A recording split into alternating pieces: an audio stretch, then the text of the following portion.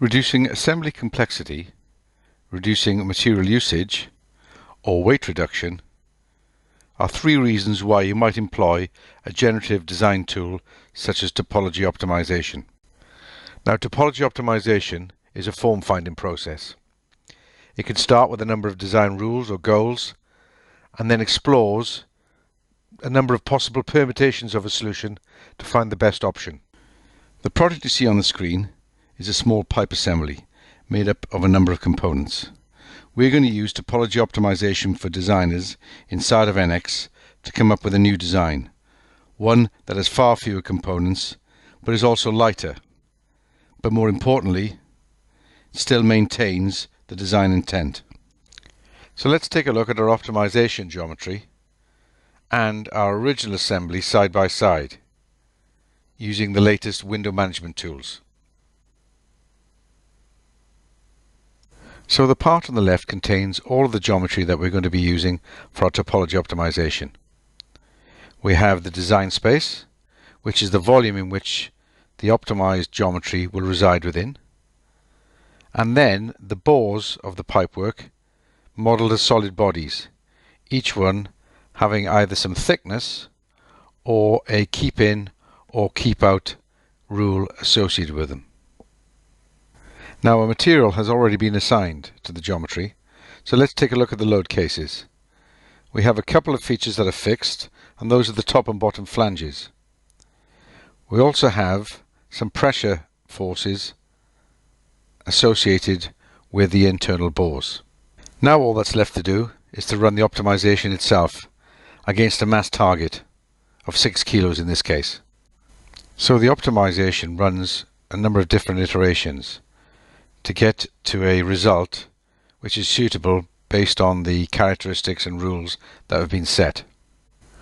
Once the optimization is completed, the last part of the process is to actually mesh the resultant body, which you can then see on the screen. As the resultant body is a facet, we can very quickly hide the solid bodies so that we get a better look at our shape. As the underlying technology for topology optimization is based on finite element analysis, we can also very quickly see the maximum displacement and maximum stress in our optimized part. One important factor I hope you've noticed is that we've achieved one of our original reasons for doing a topology optimization, and that is to reduce assembly complexity. We now only have one component as opposed to the 12 in our original design. Even though we have our optimized part, the final design is still not completed. There were areas of our original design that we did not include in our optimization, so we need to add those in. And to do this, we're going to use some convergent modeling. So the first thing we need to do is to convert the output facet body from the topology optimization into a convergent body. So we use the convert facet body command inside of the reverse engineering application. And we can also check to make sure that the topology we've got is correct. So as you can see here, by sectioning it, we can see that we've got a solid form. Now we can take a look at making the additions to the design that we need to. The area that we're going to concentrate on in this demonstration is the top flange. As you can see, there are a number of features that are in our original design, such as a groove and some fixing holes. And we're going to look to add those into our new optimized design. So the first thing we're going to do is to copy and paste some faces from our original design to our topology optimized design. We simply use the keyboard accelerators Ctrl V and Ctrl C to do this copy paste. So let's take a look at the groove first. We're going to reuse the copied faces from our original design. To make sure that they protrude outside of the topology optimized body, we're going to use the extend sheet command. And then we should use trim body to remove the material from our topology optimized part. There you can see our groove has now been included. Now let's take a look at the fixing holes in the flange.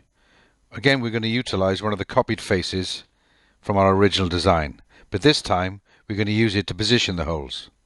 One important aspect to note here is that in NX12 we can now directly apply a hole feature to a convergent body. And this is just one of several key enhancements to convergent modeling technology in NX12. So we continue to place the other three holes utilizing the arc center of the copied face from our original part. And then we apply these holes to the convergent body. So let's hide the copied face and we can get a good look at the 4 countersunk holes we've now included in our topology optimized design. The final area of our original flange that we need to include into our new topology optimized design is the chamfer that runs around the edge. Now, currently in NX, we can't apply a chamfer directly to a convergent body. However, under the reverse engineering application, we have a new polygon modeling environment that allows us to directly modify the underlying facet geometry. And typically, this capability could only be found in specialized software dedicated solely to this type of modeling. So we activate the polygon modeling task environment and select the convergent body. You'll notice that it rolls back the history to a time before either the holes or the groove were included in our design. And we need to do this to allow us to modify the facet body directly. You will notice that the polygon modeling task environment includes commands both old and new. But it's the new ones that we're interested in, the ones that will allow us to directly affect the shape of the facet body. And the one that we'll take a look at is called Create Transition. Now there are 2 transition types, either flat or a round.